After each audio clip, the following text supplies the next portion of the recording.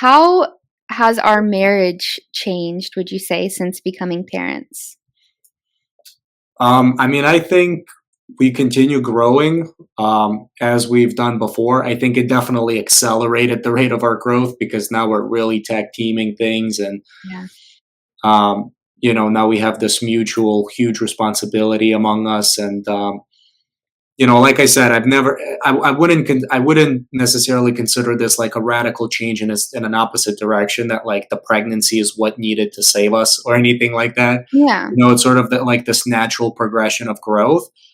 And when you go through radical changes and inconveniences, for the lack of a better word, like this, you kind of get to test vulnerable areas of marriage, right? And Yeah. so it's been nice to know that we're pretty good. You know what I Yeah. mean? For the most part, it's just been, kind of like adapting here and there, but never really anything fatal. Yeah. Like we weren't faking it all this time. You know what I mean? Yeah. Yeah, I think we're a stronger unit now than we've ever been. And I wasn't sure, like, it's one of those things you keep saying, like, you don't know until you experience it. But now that we've created life together, I feel so strong with you. And another thing that you can kind of take for granted your time together when it's just the two of you. Like, oh, I see you all the time every day, but now it's like if I get 5 minutes to hug you or snuggle you, or like it's me and you skin to skin, like not being sexual, but like we're skin to skin for this moment, because if you have a baby, you do skin to skin time with your Yeah. baby. So anytime I get with you, or any date I get with you, any just like moment of hug or like kiss or anything, I feel like I cherish so much more now that I'm a mom, and my time is, like I said, like we're always either focused on her, or it's kind of like survival mode in the early few weeks. And so, yeah, I feel like I take our time together far less for granted than I may have before when I had you all the time to Yeah, myself. no, one of the most vibrant memories that I've had since you gave birth was we're like 2 weeks in or something. We have no food in the fridge because we just had no time to do anything. I mean, we're literally like eating the leftovers from like a couple of months ago, like whatever's in the back of that fridge. Again, just because like logistically we had no time to do this. Yeah. And now my parents volunteered to watch Mila for a couple of hours, I guess, and we go to Costco. And it was this like Disney World type experience walking through Costco. Yes. There's no crying, there's no like, I gotta get this. Oh It my was just a gosh. beautiful like hour and a half of us just hanging out at a Costco. Yes. Oh, Oh my goodness, and, like, week 2, I think I was pumping and I was doing bottles because breastfeeding was really hard for me, but then I experienced a lot of problems with that. I don't know if I'll talk about that more in the future or not, but I ended up getting mastitis because I became an overproducer, so I stopped pumping. But anyways, I was pumping and giving her bottles, so we did have a little bit more free time in the first couple of weeks where Mama Tanya would watch her while we went out on a date, like on a Saturday night, or we went to Costco. But now that I'm breastfeeding, I haven't really been apart from her since then. So I got to figure that out kind of going into the future. Like we haven't had a one-on-one date in a while, so we're going to have yeah, to figure that out. yeah, yeah, yeah, yeah. But I feel a lot better now that I am exclusively breastfeeding. I don't have the overproduction problem that I created for myself. So not to go on a random tangent. No, it's all important.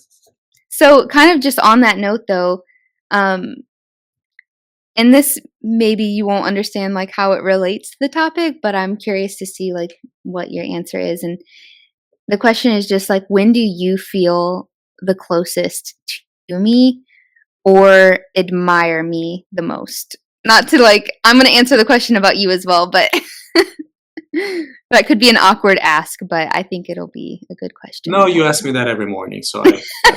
What do you love about me, babe? um, I feel like there's levels to it, right? Because we have one like whole relationship, and then that relationship is broken into different categories. So like you as a wife, you as a mom, Mm, you as a daughter-in-law, you as a daughter, and you excel in all of those categories. So it's hard to tell because, every one of those experiences is different. The Yeah, way that's that you true. are with Mila on an individual, intimate basis is completely different than you and I are in it. So, I would say just at heart, how you excel in those areas uniformly and how you strive to push yourself to the limits, however uncomfortable that is, be it in relationships or, with yourself. I think that's the most vibrant, attractive thing that I admire you for.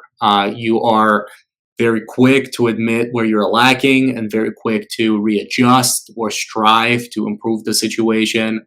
It could be the most painful thing for you, it could be the most uncomfortable thing. You would hate to admit it that you are wrong or just like lacking in any way, but this self-reflection that you inevitably go back to and then try to make it better for yourself and for others, I think is one of your most central virtues. And I think that applies, and like I said, in all of those different categories as a mom, as a wife, and everything else.